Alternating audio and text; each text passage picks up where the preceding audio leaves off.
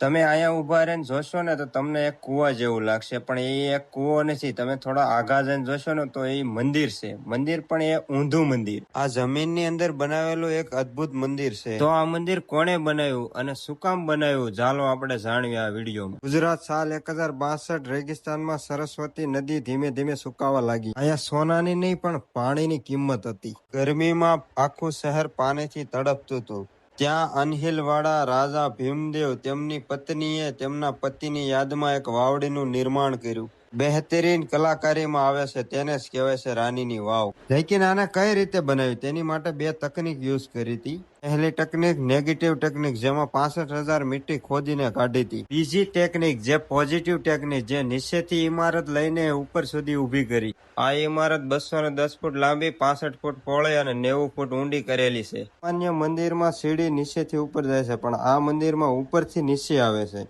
ગોળ કૂવો બિલકુલ ઊંધા શિખર જેવો દેખાશે. આ આખી ઇમારત તમને ઊંધા મંદિર જેવી દેખાય છે, પણ કઈ રીતે? પણ આની પાછળ છે સાયન્સ.